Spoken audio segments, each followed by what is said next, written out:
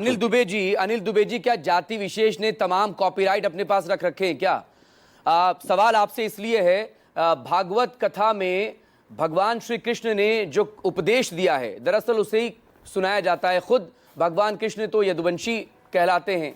तो अब सवाल इसको लेकर, क्या किसी जाति विशेष ने रजिस्ट्री करा ली है कि तमाम जो वैदिक परंपराएं हैं, चाहे वो कोई कथा हो, कोई प्रवचन हो, कोई धार्मिक कर्मकांड हो, वो सब एक जाति विशेष के लोग कराएंगे, कोई और आएगा तो वो कर नहीं पाएगा या उसका अधिकार नहीं है?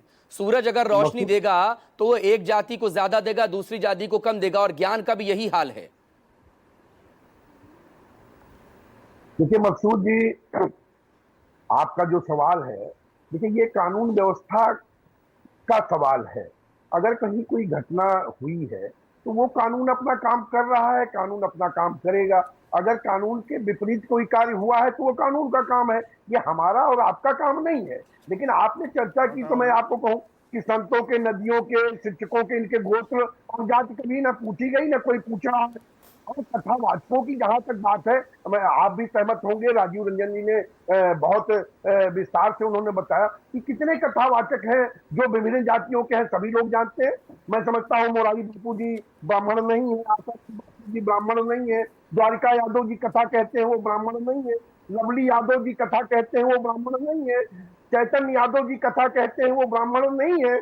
अभी इतनी बड़ी घटना हाथरस में हुई थी, भोले बाबा, वो ब्राह्मण नहीं है। तो अब जब इनकी कथा पूरा देश के लोग, पूरे प्रदेश के लोग सुन रहे हैं, लेकिन तो मध्य प्रदेश में दुबे जी एक काउंटर, मध्य प्रदेश में जो देविका पटेल कथा करने जा रही थी, उन्हें तो इसीलिए रोका गया क्योंकि वो ब्राह्मण नहीं है। यहाँ इटावा में, दांदरपुर में जो हुआ, इन दोनों यादवों के साथ एक की चोटी काट दी, दूसरे का सिर मुंडवा दिया, और भी बहुत कुछ ऐसा हुआ जो मैं ऑन एयर कह नहीं सकता अपने मुंह से। तो वो तो ब्राह्मण नहीं है।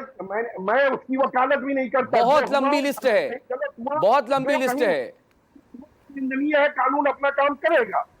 और जहां तक रही बात, अभी समाजवादी पार्टी के हमारे मित्र कह रहे थे कि योगी जी ने ये किया। योगी जी का नाथ संप्रदाय का, मैं आपको उदाहरण स्वरूप, अगर किसी को न जानकारी हो तो ये भी कर लीजिए कि नाथ संप्रदाय का ही मंदिर है देवी पाटन, यही बलरामपुर में है। और वहां पर योगी जी ने, जो वहां पे महंत है, वो दलित समुदाय से आते हैं। इतना यहाँ का पूरे देवी पाटन मंडल का, इसके 10-20 जिलों की वो अधिष्ठात्री देवी है, और वहां पर आता। तो ये बात हम लोगों के ऊपर, एनडीए के ऊपर इस तरह की बात लेकर के चलने की जरूरत, जो अगर करते हैं तो गलत कहते हैं। जातियों में, संप्रदाय में बांटने की जरूरत नहीं है। अगर आप चर्चा ही करना चाहते हैं तो आज जो है इमरजेंसी के 50 वर्ष हुए हैं, जब नाखून उखाड़े गए, लोगों को जेलों में डाला गया। स्वयं अटल बिहारी वाजपेयी जी, स्वर्गीय चौधरी चरण सिंह जी, चंद्रशेखर जी, सब जेलों में पड़े रहे। लोग जो है किस तरह की यात्रा उन्होंने झेली, आज उसके 50 वर्ष हुए हैं, उस पर चर्चा करने की जरूरत है। यह पुनरावृत्ति ना हो। लेकिन इसकी चर्चा करने की भी तो जरूरत है कि इस देश में संविधान लागू हुए 75 साल हो गए हैं, लेकिन ये वर्ण व्यवस्था क्यों नहीं टूट रही? जब संविधान का आर्टिकल 14 सबको समान अधिकार देने का वादा करता है, जब चुनाव आते हैं तो सारे हिंदू एक हो जाओ, चुनाव खत्म हो गए तो फिर सब जातियों में बढ़ जाओ। ये सभी राजनीतिक पार्टियों के लिए है, ये सभी राजनीतिक पार्टियों के लिए है। सब अपने अपने हिसाब से जातियों को साधते हैं और सब अपने अपने लिहाज से जाति के आधार पर टिकट का बंटवारा भी करते हैं। ये कोई कांग्रेस, बीजेपी, सपा, बसपा की बात नहीं है। ये तो एक मैसेज देने की कोशिश होती है ना, और मंच से तमाम बड़े नेता इस बात को दोहराते हैं। आप पहले बात भी तो सुन लीजिए। आपने कह दिया कि हम भेदभाव करते हैं, के अनुसार नहीं चल रही है। आप ये बताइए कि जो सरकार की कल्याणकारी योजनाएं हैं, उसमें हम जाति और धर्म, जो एनडीए की सरकार है वो देखने का काम कर रही है। रोजी रोजगार सभी को मिल रहा है, सभी को मिल रही है, पीएम सभी को मिल रहा है, किसान सभी को मिल रही है। कहाँ भेदभाव? किसी हिंदू, किसी मुस्लिम से पूछे क्या कोई भेदभाव करके योजनाएं लागू की गई है?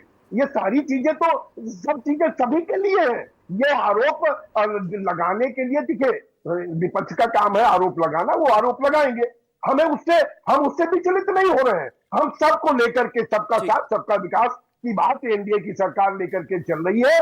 और जहां तक जिन बातों को हम लोग लेकर के चर्चा करें, इसकी चर्चा की जरूरत नहीं है। उत्तर प्रदेश में दुबे जी प्लीज बने रहेगा, आरजेडी प्रवक्ता भी मेरे साथ हैं। श्याम जी।